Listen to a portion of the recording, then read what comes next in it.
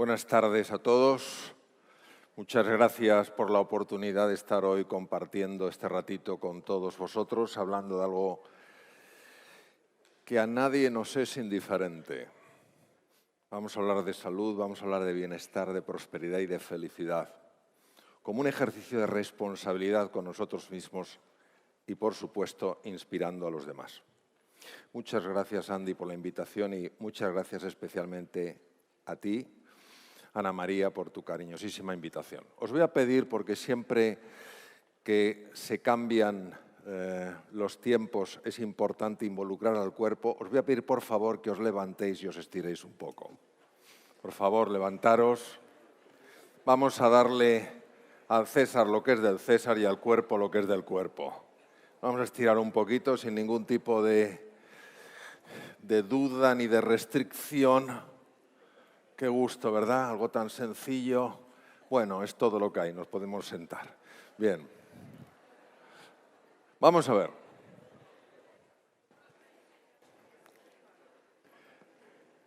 Hay mucha investigación que, desde luego, muchos de los que estáis aquí conocéis. Hay mucha investigación que habla de la importancia no ya de curar las enfermedades o de prevenirlas, sino de fomentar la salud. ¿Cuántas enfermedades no aparecerían en nuestro espectro si hubiéramos cuidado más de la salud? Por ejemplo, ¿sabéis cuál es la causa número 1 de muerte de personas de más de 65 años? Y 65 años hoy en día es una persona joven, bastante joven. ¿Sabéis cuál es la causa número 1 de muerte? Las caídas. ¿Por qué las personas nos caemos? Nos caemos o por un tema de equilibrio o por una falta de fuerza muscular. A partir de los 30, 30 y pico años empezamos a perder masa muscular. ¿Quién cuida su masa muscular? Y no es ya para ir a la playa y estar como un toro. Es sencillamente para estar lo suficientemente estable que haga más difícil que te caigas. Y es verdad lo que hemos oído, a veces los conceptos no son suficientes para transformar hábitos. Sin embargo, al menos en mi experiencia, si los conceptos llegan a un nivel de profundidad suficiente, son capaces de producir en nosotros algo espectacular que es una toma de conciencia. Un caer en la cuenta y decir, oye, yo tengo que hacer un cambio en mi vida. Y cuando tú lo decides, sucede. Antes se ha mencionado el tema del tabaco. Y es verdad, las personas que fuman saben perfectamente que el tabaco es malo. Ya se ponen fotografías en las cajetillas donde se ven los grandes carcinomas de laringe saliendo más allá de la piel. Y sin embargo, si esas personas se dijeran a sí mismas, esto es verdad, dejarían inmediatamente fumar. Os voy a dar un ejemplo. Yo conocí a una persona, un gran fumador, fumaba 3 cajetillas diarias, una persona joven. Por supuesto, un hombre inteligente, un hombre con formación, un hombre que tenía conocimientos y sabía, naturalmente que lo sabía, que el tabaco es responsable del aumento de carcinomas, de pulmón, de laringe, de esófago, etc. Perfectamente, pero no conseguía dejarlo. ¿Quiénes estuvisteis ayer cuando cayó la gran tormenta aquí en Cartagena? ¿Todos? Bueno, pues nosotros de vez en cuando en el este de España y en el sur tenemos tales diluvios que parece que del cielo echan agua con cubos, porque es tremenda la cantidad. Bueno, pues este buen hombre, fumador de 3 paquetes diarios, va con su familia a casa de su hermano tenía un chalet, tenía una casa en un sitio muy bonito y como obviamente enseguida le entran las ganas de fumar, dice, voy a fumar un cigarrito y el hermano le dice, no, ya sabes que en mi casa no se fuma. Entonces el hombre tiene que salir fuera y resulta que estaba diluviando y aunque estaba aquello tapado entre los charcos, el agua que chapoteaba, el viento, no conseguía encender el cigarrillo. Y cuando consiguió encenderlo, lo que quedaba del cigarrillo era como una especie de baba colgando. Y él, que estaba pelado de frío, calado hasta los huesos, miró por un ventanal y vio a su hermano con sus hijos, con sus sobrinos, es decir, con los hijos del que estaba fuera, etcétera, etcétera, pasándoselo fenomenal, calentitos dentro. Y mirando el cigarrillo, lo que quedaba, vamos, dijo, ¿cómo es posible que tú me tengas atrapado a mí? Lo dejó, no volvió a fumar más, y de esto habían pasado años. Entonces, el cambio de hábito se puede producir cuando la profundidad de la información llega a tal punto que resuena algo en nuestro interior y nos decimos, no es que nos lo digan, es que nos lo decimos, esto es importante, me juego demasiado, no voy a hacer más tonterías. Mirad, este es uno de los magníficos estudios que me han pasado y en una de las primeras referencias pone: el caso del sistema de salud de Colombia no es la excepción, con un acento especial en la mayor incidencia y prevalencia de las enfermedades crónicas, porque sí, es verdad que vivimos más tiempo.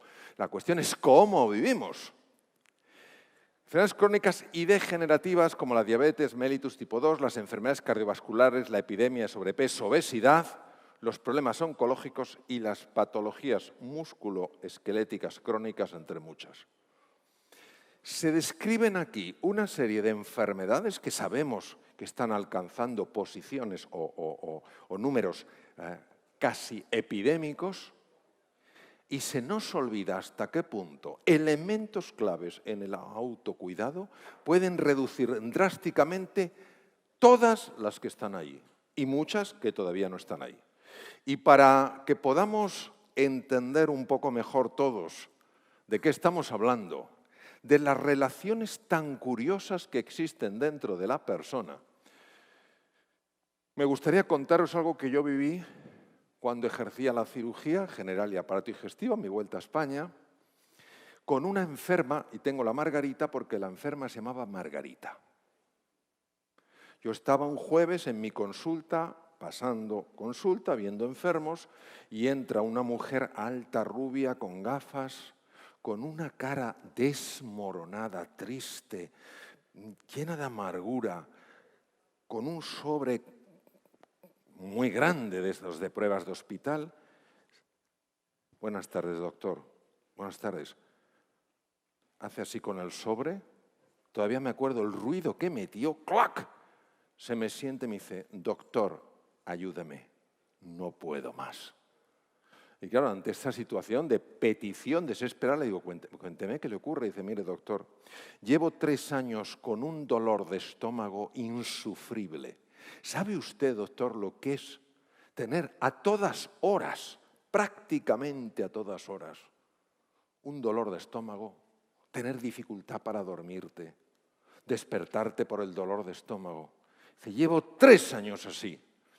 Digo, ya veo que ha visto usted ha visitado usted a más médicos. Y dice, sí, doctor, usted es parte de un largo peregrinaje. Digo, madre mía. Digo, ¿y qué le han dicho? Pues mire, dicen que me han hecho de todo y que no tengo nada. Y me han puesto una medicación que se llama omeprazol, que como sabéis te deja prácticamente seco el estómago. Digo, ¿qué dosis? Me dice la dosis, que es la dosis máxima, y no noto ningún alivio. 3 años haciéndose pruebas constantemente, me llevó más de 1 hora ver aquellas pruebas. Durante 1 año tomando omeprazol todos los días sin descanso y sin mejora. La última endoscopia se la habían hecho hacía 2 meses y era normal. Y me quedo yo viendo y digo, diciéndome a mí mismo, y digo, ¿y qué hago yo? ¿Qué hago yo? Esta mujer viene con una petición desesperada de ayuda. Le han visto profesionales que algunos de ellos seguro que son mejores que yo, le han hecho todo tipo de pruebas. Lo último, hace 2 meses, una endoscopia, no ven nada, le han puesto omeprazol, la dosis máxima, no hay medicación superior para reducir la producción de ácido por el estómago. ¿Qué hago yo? Me quedo mirando. Entonces empiezo a conectar, hablábamos de desconectar los puntos, empiezo a conectar puntos de cosas que llevaba yo años trabajando. Y era la relación entre los estados de ansiedad y las patologías digestivas. Y le hago una pregunta, le digo, Margarita, déjeme que le haga yo una pregunta. Me dice, ¿el qué, doctor? Lo que usted quiera. ¿Usted tiene algún problema en su vida, algo que realmente le genere mucha tensión, que la ponga muy nerviosa, que la altere mucho? Y se me queda como un poco desconcertada. Yo creo que no esperaba de un cirujano una pregunta así. Pues no, doctor, la verdad es que no. Yo estoy casada, me llevo bien con mi marido, tengo unos hijos, insoportables como todos, pero no nada distinto. Económicamente estoy bien. No, doctor, no tengo ningún problema importante. Y yo veía que se me iban cerrando las opciones. Y digo, ¿y no importante?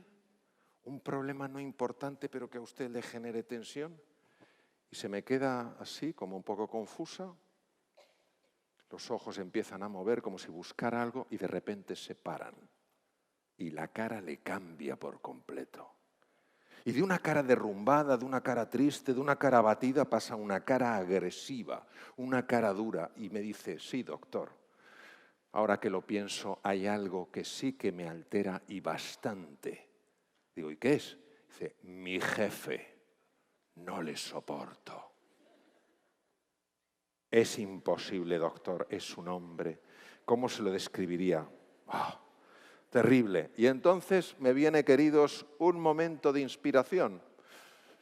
Porque de vez en cuando todos tenemos momentos de inspiración y le digo, pues yo tengo la solución para su problema. Y se me queda y me dice, ¿otra medicación? Digo, no, Margarita, si no hay otra medicación. ¿Me sube usted la dosis del omeprazol? Digo, no puedo, si está con dosis máxima. Fijaros cómo ella buscaba opciones dentro de su paradigma, dentro de su forma de ver. Dice, doctor, pues otra opción, otro posible diagnóstico, otra endoscopia. Es el primer enfermo que me pide una endoscopia. Yo tuve un enfermo que me dijo, doctor, si usted me pide una endoscopia, antes, por favor, me raja, me abre en canal y mira a ver qué tengo. De la mala prensa que tienen las endoscopias. Digo, no, Margarita, si la última es hace 2 meses. Dice, entonces, ¿qué, doctor? Y digo, escúcheme con atención. Digo, a partir de mañana, ese será un jueves, a partir de mañana, cuando vaya a su trabajo, va a hacer algo. Y lo va a hacer durante 2 semanas. Y me dice, ¿el qué? Digo, sonreír a su jefe. La cara se le paralizó. Si dijo algo parecido a lo que has dicho tú. Joder. Se le quedó la cara paralizada, me mira y me dice, doctor, mi jefe no se lo merece. Digo, Margarita, si no es por él, es por usted. Me dice, no me va a salir. Y le digo, pues finja. Me dice, doctor, es que lo que usted me pide es tan raro, es tan raro. Digo, Margarita, no le puedo pedir otra prueba, está contraindicada, no le puedo aumentar el omeprazol, está con dosis máxima, no hay medicación actualmente superior al omeprazol. Sí, pero es que lo que usted me pide, eso es tan raro, no tiene ningún sentido para mí. Digo, 2 semanas. Se levantó, agarró su sobre de pruebas, me dijo, bueno, doctor, ya volveré. Y dije yo, sí, no la vuelvo a ver el pelo. Igual hasta se me cambia de país para no encontrarse conmigo por la calle. Bien, pasan 2 semanas, yo sigo con mis quirófanos, sigo con los temas, y 2 semanas después, un jueves, estoy sentado en mi consulta. Y mi maravillosa enfermera Pilar me sacaba la ficha de los enfermos, donde ya había apuntado anotaciones previas, una lista, ella salía con la lista, yo no sabía quién estaba en la lista, salía fuera de la consulta, llamaba al enfermo que correspondiera, ella abría la puerta, entraba el enfermo se sentaba, ella cerraba la puerta, se sentaba y estábamos los 3 tan ricamente sentados. Bueno, yo voy viendo enfermos, se va el siguiente enfermo, Pilar sale, llama a un enfermo, yo no sé a quién llama, se queda dentro, abre la puerta y veo que no entra ningún enfermo. Entonces yo me asomo y se asoma una cabecita rubia, con gafas. Y desde fuera me dice, doctor. Y yo desde dentro contesto, Margarita. Y dice, doctor. Y yo, madre mía, Margarita. Y entonces entra y era otra. Se queda en la puerta, o sea, pasa lo que es la puerta, se queda en la entrada, era otra. Transmitía tranquilidad, transmitía serenidad, transmitía alegría. Y yo me quedo bastante sorprendido porque desde luego no esperaba verla. Se sorprende de verme, doctor, y yo como Pinocho. No, por Dios, Margarita, no. Me alegro mucho verla. Bueno, gracias. Se siente, me dice, tengo que contarle varias cosas, doctor. Digo, cuénteme. Dice, la primera, que es usted un médico bastante raro. Bueno. Dice, la segunda, me fui de aquí no solo confusa, sino enfadada con usted. Me parecía absurdo lo que me había dicho usted para quitarme el dolor de estómago. Pero no sé por qué decidí hacerle caso. No sé por qué me dije a mí misma, es raro lo que me ha dicho este hombre. 2 semanas. Anda que si me quito el dolor de estómago. Y cuénteme qué pasó. Dice, pues mire, doctor, al día siguiente, el viernes, cuando llegué a la oficina, tuve que mover todos los músculos del cuerpo para poder esbozar una tenue sonrisa. Pero han pasado cosas curiosas, doctor. Digo, sí, cuénteme. Conforme fue pasando el tiempo, me era más fácil, menos difícil sonreír a mi jefe. Y lo primero que quiero compartir con usted es que no sabe lo que ha cambiado mi jefe. Es otro. Yo creo que debía tener algún problema en casa, lo ha resuelto y es otro. Y me pregunta, Margarita, ¿cómo estás? ¿Te encuentras mejor? Y tal cual. Antes, nada. De lo segundo, se me ha quitado por completo el dolor de estómago. ¿Cómo es posible que tomando omeprazol todos los días durante 3 años no me haga nada y sonriendo a mi jefe sin apetecerme siquiera se me haya podido quitar el dolor de estómago? No lo entiendo. De lo tercero le va a hacer mucha gracia, doctor. Yo no le dije, cuando vine por primera vez, que aparte del omeprazol me inflaba tomar Almax, estos sobrecitos blancos que te calman un poco el dolor de estómago. No me duraba mucho, pero algo me aliviaba. ¿Y qué pasa? Que en la oficina se han dado cuenta de que he dejado de tomar el Almax, porque como ha dejado de dolerme el estómago, dije, el omeprazol no me lo quito hasta que no me lo quite el doctor, pero el Almax me lo quito. Se han dado cuenta y se me han acercado y me han dicho, Margarita, ¿ya no tomas Almax? No, me he encontrado con un médico que me ha enseñado un método para quitarme el dolor de estómago. Me miró y me dijo, doctor, prepárese que le viene toda la oficina. Y me vino toda la oficina, desde luego. En el paradigma, en la forma de ver nuestra tradicional, el concepto de medicina integrativa no encaja. No encaja. Seguimos siendo hijos de René Descartes en el siglo XVII. Seguimos pensando que los procesos mentales van por un lado, la res cogitans, y los procesos corporales y emocionales, la res extensa, van por otro. Seguimos pensando que lo único que existe es la dimensión material de la existencia, que somos pura materia. Y es muy difícil tener una visión integrativa de la medicina y de la salud si no entendemos estas 3 dimensiones. Y gran parte de lo que significa el autocuidado significa cuidar del cuerpo, cuidar de la mente y cuidar del alma. Por supuesto, la Organización Mundial de la Salud ya nos dijo años atrás que la salud no era simplemente la ausencia de enfermedad, sino también el bienestar psicológico, social y emocional de un ser humano. Ya la OMS decía que los aspectos afectivos de las personas también tenían una implicación en la salud. Y si ese aspecto afectivo no estaba cubierto, no estaba atendido, no estaba cuidado, no se podía considerar que se estaba sano, aunque físicamente, materialmente, no se pudiera detectar ninguna enfermedad. Yo aprendí un concepto de la física cuántica que me ha ayudado mucho, que se llama el colapso de onda, para entender lo que es realmente la medicina que integra, la medicina que une, no que separa. La medicina que da soluciones donde parece que no las hay.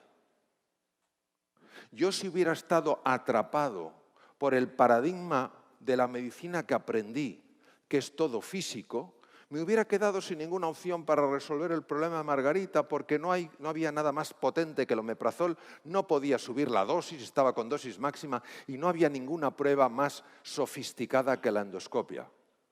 El salto de paradigma, es decir, abrir la mente y explorar algo más amplio, te da nuevas opciones. ¿Cómo entendemos el concepto del autocuidado dentro de la medicina integrativa? Pues a través de una metáfora muy sencilla. Fijaros, si nosotros ponemos algo que es de color amarillo, junto con algo que es de color, un azul que se llama cian, y una especie de violeta que se llama magenta, si los ponemos juntos, aparece un azul oscuro. Y en el azul oscuro nadie puede distinguir los colores de partida, ni el amarillo, ni el magenta, ni el cian. Pues el ser humano es ese azul oscuro. Y ese azul oscuro tiene 3 dimensiones. Tiene una dimensión que es su cuerpo, claro que sí, su aspecto material, su fisicalidad, la res extensa de René Descartes. Por supuesto, lo que se puede medir, pesar, analizar, observar, estudiar, dividir, reparar, claro que sí. Tiene otro aspecto mucho más sutil, la mente. Nadie sabe lo que es la mente. Inicialmente algunos pensaban que era una pura emanación del encéfalo. Ya se sabe que no. Ya se sabe que el tubo digestivo es un órgano pensante per se, que el corazón es un órgano pensante per se, que los músculos no solo sirven para desplazarnos, sino que almacenan registros de información. Y como dice el doctor Bessel van der Kolk, del Centro del Trauma en Boston, the body keeps the score. El cuerpo mantiene la cuenta, sabemos que el cuerpo es el inconsciente. Luego necesitamos una visión más amplia si queremos hablar de cuidar al ser humano, no solo cuidar su aspecto físico, mental o anímico, sino cuidarnos en nuestra totalidad. Vamos a hablar del cuerpo. Muchas personas cuando hablan del tema de la nutrición, hablan desde un aspecto cierto y a la vez limitado. Y no conectan la nutrición con el funcionamiento del encéfalo, con el funcionamiento del cerebro. Muchos habréis oído hablar de los grandes descubrimientos en el microbioma o microbiota, en la flora intestinal, en la lucha entre los firmicutes y los bacteroidetes, por la supremacía del colon, cómo afecta a la integridad de lo que se llaman las tight junctions del tubo digestivo, cómo pueden afectar a procesos inflamatorios, cómo pueden desarrollar o empeorar procesos como la enfermedad de Alzheimer, descontroles de la glucemia, hipertensión arterial, cómo desajustes del tubo digestivo pueden producir ansiedad y depresión, porque ya se sabe que en el cerebro, en los procesos de ansiedad y depresión, hay inflamación física en el cerebro. Fijaros cómo lo físico toma una tonalidad sutil y se va a lo mental. Por ejemplo, se habla de enfermedades neurodegenerativas, como puede ser el Parkinson, como puede ser la enfermedad de Alzheimer. Hace años, cuando no se entendía bien el concepto de medicina integrativa, ¿quién iba a pensar que el tubo digestivo tenía algo que ver con el desarrollo de un Parkinson o de una enfermedad de Alzheimer? ¿Sabéis que hoy en día se están haciendo con buenos resultados trasplantes fecales? Trasplantes fecales en personas con enfermedad de Alzheimer. ¿Qué ocurre cuando tú cuidas de tu cuerpo a través de la nutrición? Sabemos que hay 2 factores al menos que se liberan en el cerebro cuando cuidamos la nutrición. Y cuidar la nutrición no es ser un talibán de la nutrición, es tener sobre todo cuidado con la cantidad de azúcar que consumes. El gran problema es el azúcar. Tomar más azúcar de la adecuada, que según la Organización Mundial de la Salud son 36 gramos al día, que equivaldría a 6 cucharaditas pequeñas de té. Muchos alimentos procesados y ultraprocesados están llenos de azúcar y hay que ser muy cuidadoso, porque el azúcar ¿Sabéis que es forzado por la insulina a entrar en el interior de los adipocitos, pero no de cualquier adipocito, de los adipocitos de la grasa visceral, que es la peligrosa? A ver, si uno tiene grasa subcutánea, estéticamente puede ser feo, pero biológicamente, fisiológicamente no tiene más importancia. Te haces una liposucción y punto. Pero la grasa visceral, la que rodea los órganos, el epiplon mayor, todo lo que es el mesenterio, toda la grasa hepática, esa es la peligrosa. ¿Por qué? Porque cuando la insulina fuerza al azúcar a entrar en la célula grasa, porque sabéis que los niveles altos de glucemia son muy tóxicos para el cerebro, la célula grasa se irrita, los macrófagos cambian su perfil y empiezan a liberar citoquinas inflamatorias, factor de necrosis tumoral alfa, interleuquina 6, que empiezan a viajar por la sangre y producen inflamación cerebral, inflamación cardíaca, inflamación vascular y favorecen enfermedades degenerativas como el Parkinson o la enfermedad de Alzheimer. Poner más vegetales en tu plato. Tomar las cosas fundamentalmente a la plancha. Cuidar las frutas que no tengan alto índice glicémico y hacerlo de una manera equilibrada. Eso no quiere decir ni mucho menos que no te puedas tomar un postre, que tengas cuidado con lo que tomas. Tiene un efecto directo en el cerebro. Dos neurotransmisores, el BDNF, Brain Derived Neurotrophic Factor, y el IGF, Insulin Growth Factor, se han demostrado que se liberan en el cerebro cuando tú cuidas tu nutrición, favoreciendo la conexión entre neuronas, el mejor funcionamiento del cerebro, la reducción de los cuadros de ansiedad, de depresión. Hay estudios que muestran mejoras enormes en cuadros de ansiedad y depresión cambiando la nutrición. Pero también tenemos el ejercicio físico. ¿Qué pasa? Claro que el ejercicio físico a los que no nos gusta es un rollo, hasta que te das cuenta de lo que está en juego. Fijaros, cuando yo hago ejercicio físico, cuando yo voy moviendo mi cuerpo, el músculo le dice al páncreas, ¡páncreas! Y el páncreas le contesta al músculo, ¿qué quieres? Y el músculo dice, necesito energía. Y entonces el páncreas dice, ahí libero glucagón.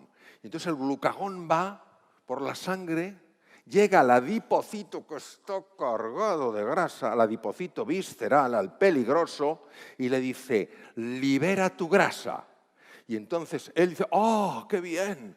Libera la grasa va al hígado, los hepatocitos producen cuerpos cetónicos, los cuerpos cetónicos van al músculo, donde la mitocondria los quema, produce ATP y el músculo funciona. De ahí quemar grasa.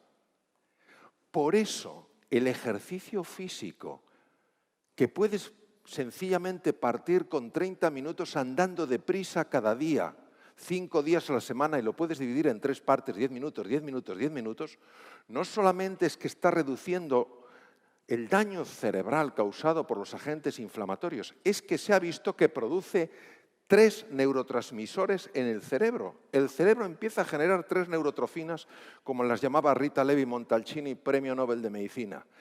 Ya lo hemos visto, Brain Derived Neurotrophic Factor, nuevas conexiones, Insulin Growth Factor y Vascular Endothelial Growth Factor. Se forman vasos cerebrales. En los Estados Unidos hay 800.000 ictus al año y 100.000 personas mueren. Y los otros 700.000, algunos quedan muy dañados.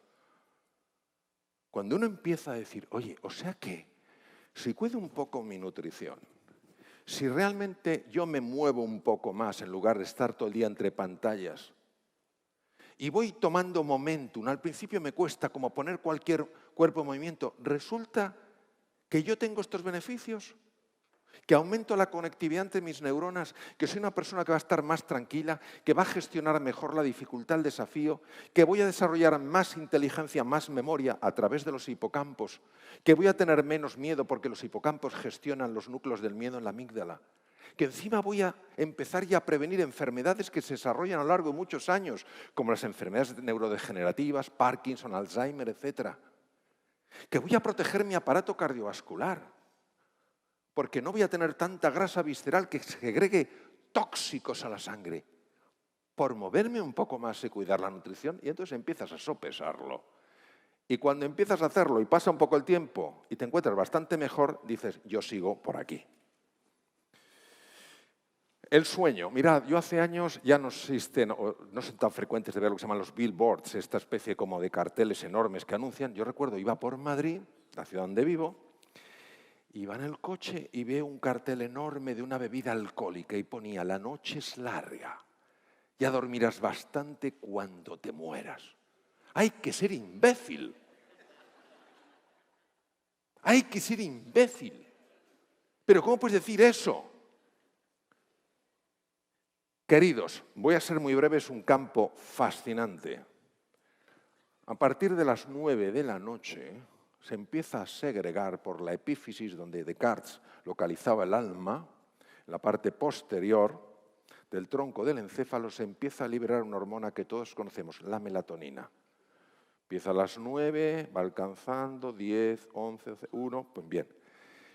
Si nosotros vemos pantallas antes de irnos a dormir que emiten luz azul, el quiasma óptico, el reloj central, interpreta que hay luz solar, bloquea la epífisis y no se segrega melatonina. Y diréis, ¿qué más me da? ¿Qué melatonina? No. El reloj central, que es el núcleo quiasmático del hipotálamo, genera oscilaciones con relojes que hay en cada célula. Y los relojes los hay diurnos y nocturnos. Son elementos genéticos, por supuesto. Hay 3 genes nocturnos llamados el PER1, PER2 y PER3 que están esperando la llegada de la melatonina para activarse. ¿Y sabéis lo que hacen estos genes? Reparan el ADN dañado para que no haya mutaciones. La privación sostenida de sueño está asociado con un aumento de la aparición de carcinomas. Por ejemplo, el carcinoma de mama. Pero es que no solo eso. Es que durante el sueño el organismo activa el sistema nervioso parasimpático, o el sistema nervioso parasimpático se activa durante el sueño y empieza a reparar el organismo. Y cuando nos privamos del sueño, baja la eficiencia, nos tornamos irritables, perdemos salud. ¿Cuánto tenemos que dormir? Y esto tengo la fortuna de haber estado con probablemente el número 1 del mundo en sueño, que yo estaba en un hospital, él estaba en el otro, en Boston. Él era el catedrático en neurofisiología del Peter Ben Brigham, y me dijo que salvo un porcentaje mínimo de la población, los seres humanos tenemos que dormir diariamente entre 7 y 8 horas. Y yo le dije, igual soy una excepción. Me miró y me dijo, no creo. Me debió ver un poco adormilado. Siesta. ¿Os suena la siesta? La inventamos nosotros, en España. Hay 2 tipos de siesta. La siesta que va bien para el cerebro y la que va mal. La que va bien es la siesta que es una cabezadita de 10 minutos, te quedas medio adormilado y te despeja.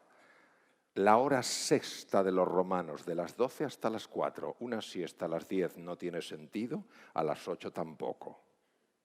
Y luego está la siesta de osera, que es esa siesta que uno se mete y cuando sale no sabe ni cómo se llama. Esa no es buena para el cerebro. Produce irritación, altera los patrones de sueño, salvo que tengas tal déficit acumulado que sea el único rato que puedas dormir. Bien, vamos a hablar de la mente, porque de la mente sabemos ya muchas cosas, ¿eh? A mí me hace gracia, me dicen, no sabemos nada del cerebro. Anda que no se sabe del cerebro. ¿Que falta mucho por saber? Por supuesto, no sabemos nada de la mente. Vaya que sí sabemos de la mente.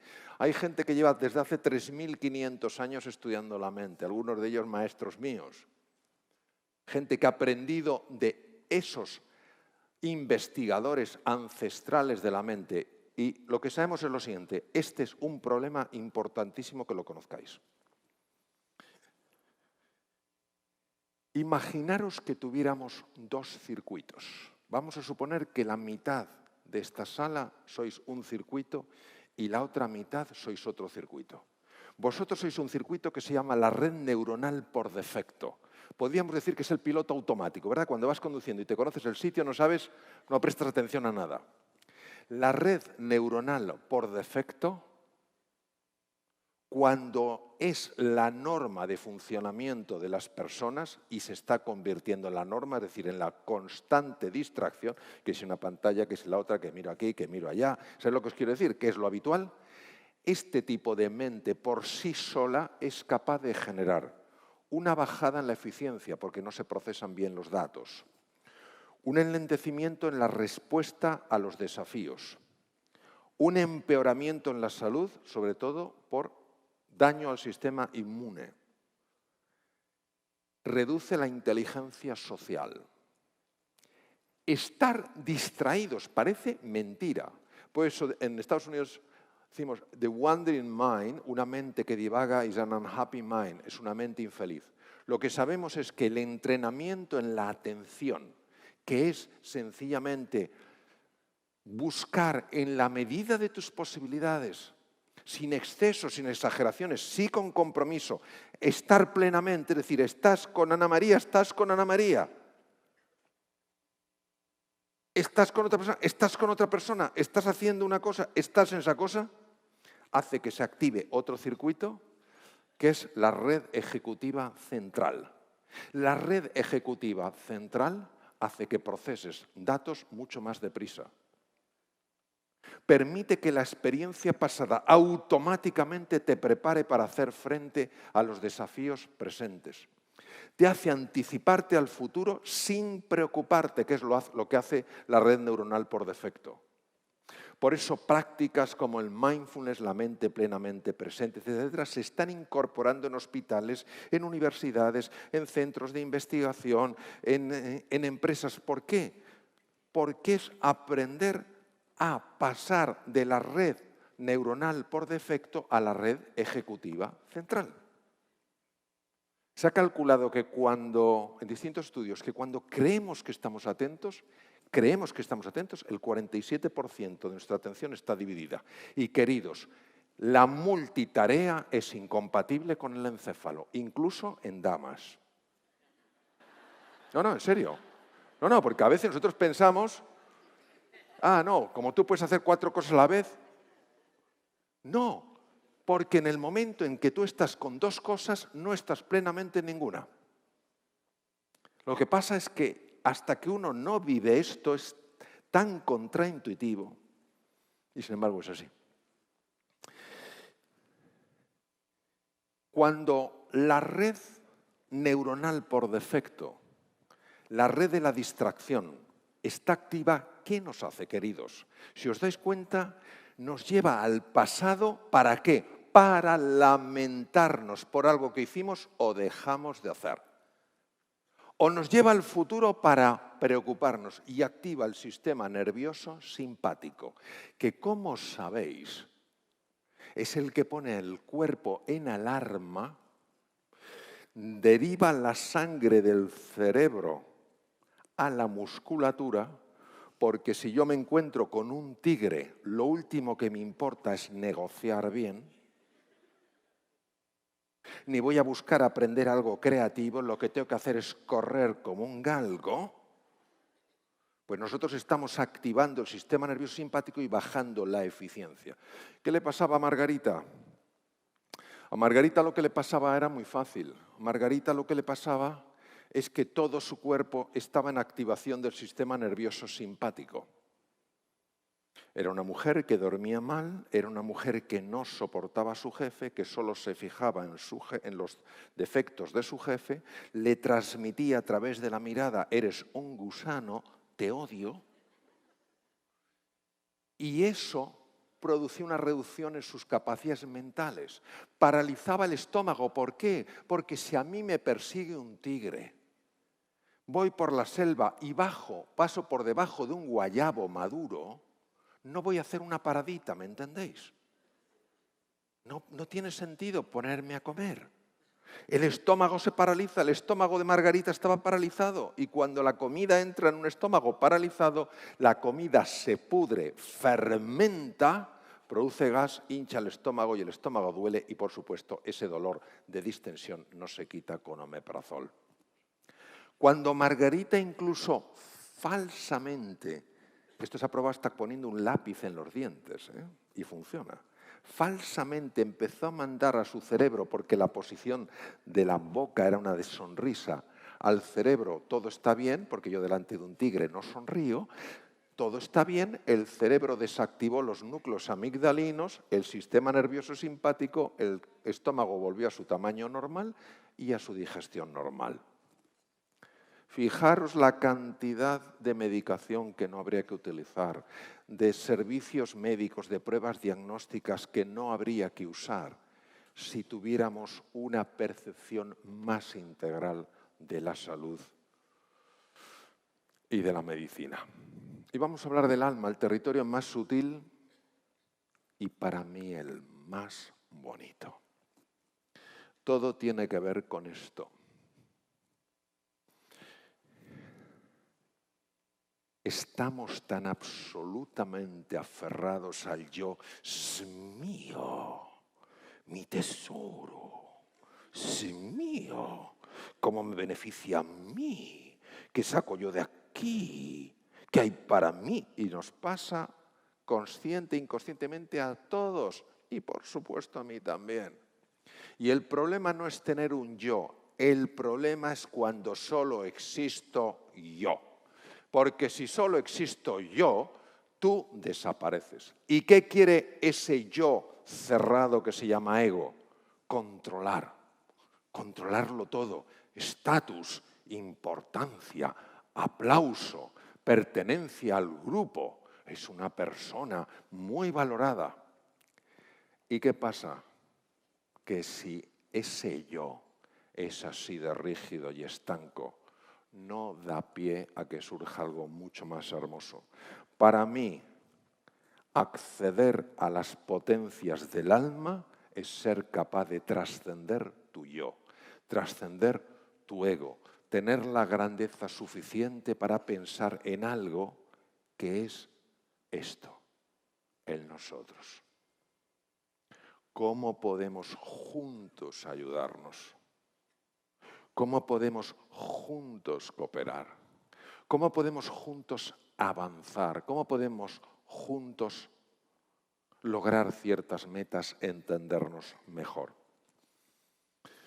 Es la población de Ojimi, está en la isla de Okinawa, la gente más longeva del mundo, muchos más de 90 y 100 años. Se han identificado factores esenciales en una longevidad con muy buena calidad de vida. Es curioso porque yo no he estado en Okinawa, pero sí he visto algunos documentales científicos, pues un abuelito que estaba soplando velas, había más velas que pastel, ¿me entendéis? El pastel no lo veías, todo eran velas, habían puesto todas las velas. Y decían, ¿cuántos años tiene usted? Y dice, 98. Yo le veo muy contento, le preguntaba en la entrevista. Y dice, sí, porque es mi cumpleaños, estoy con todos mis amigos. Y mira, dice, y es que no sé si el próximo lo celebraré. Y nosotros con mucho menos años vamos por la calle y alguien nos pregunta, ¿qué esperas del día? Yo, que pase.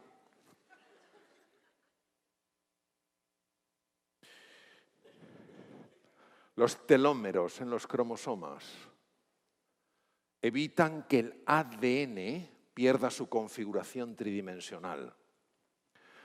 Fundamental el telómero para la longevidad celular. Nadie sabía por qué cuando el telómero se adelgazaba volvía a su tamaño normal.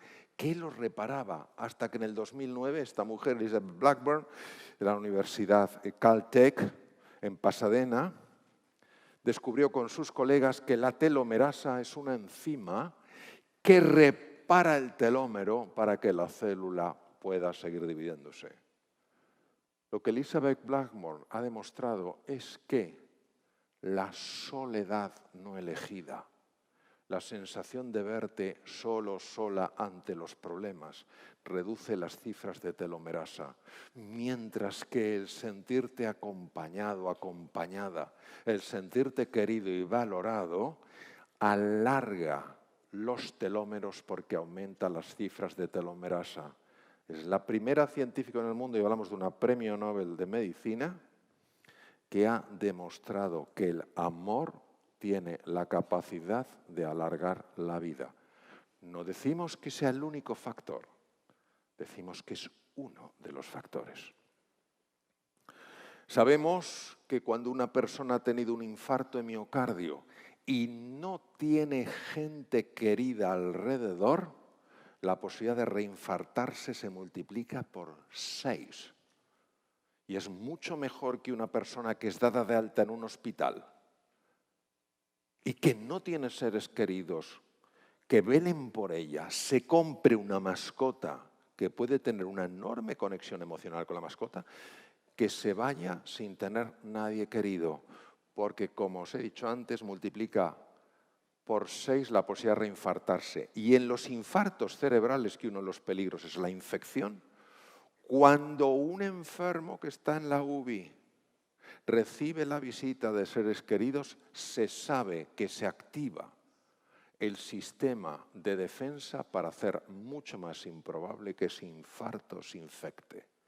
Vemos aquí cómo el alma, que es el amor, que es trascender nuestro propio egoísmo, que es también abrirnos al otro, afecta físicamente al cuerpo, como el color magenta afecta al azul marino, como lo afecta el amarillo y lo afecta el color cian.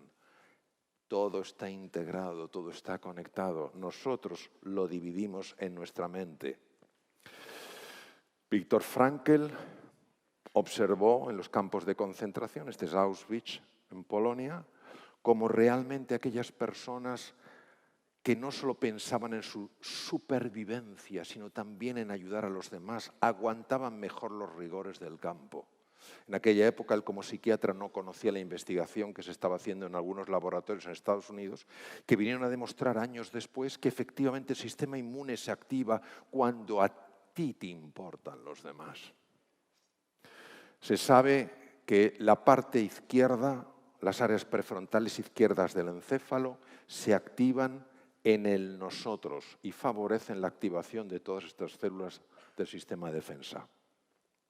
El profesor Hans Selye, descubridor de casi todos los mecanismos del estrés, él y Walter Cannon fueron los dos grandes maestros del estrés. 25 años trabajando en Canadá, biólogo puro, le preguntaron, oiga, ¿cuál es la mejor manera de eliminar el estrés dañino que se llama el distrés? Y esperaban, me imagino, que diera una contestación científica. Pues, ¿qué es lo que dijo? Ganarse el amor de tu vecino. Un biólogo puro llegó a la conclusión de que el aspecto sutil, ese nosotros, ese importarme el otro, afectaba a lo físico. Sabemos que la gratitud reduce los niveles del estrés negativo o distrés. Sabemos que el hacer cosas por los demás reduce el distrés. Sabemos que la grandeza reduce el distrés. Uno de mis maestros, el profesor Richard Davidson, la máxima autoridad en el mundo en neurociencia contemplativa, utilizando conejillos de indias de un sitio como el Tíbet y Bután, como por ejemplo Mathieu Ricard, ha observado, haciendo estudios en su laboratorio, el Instituto Weizmann, que está en Madison, Wisconsin, ha demostrado cómo la simple visualización de irradiar afecto, deseos de benevolencia hacia los demás, tiene un impacto en el cerebro de tal calibre que aumenta el grosor de la parte prefrontal que está encima de la órbita izquierda, que es de las pocas áreas del cerebro capaz de reducir la activación de la amígdala, que es donde están el núcleo central del miedo y el núcleo de la ira. Imaginar nuestra vida con menos ira y menos miedo. Activa el sistema de defensa. Voy a terminar con esta frase de Teilhard de Chardin. Llegará un día en el que después de dominar el espacio, los vientos, las mareas y la gravedad, dominaremos las energías del amor y ese día, por segunda vez en la historia, habremos descubierto el fuego. Muchas gracias, queridos.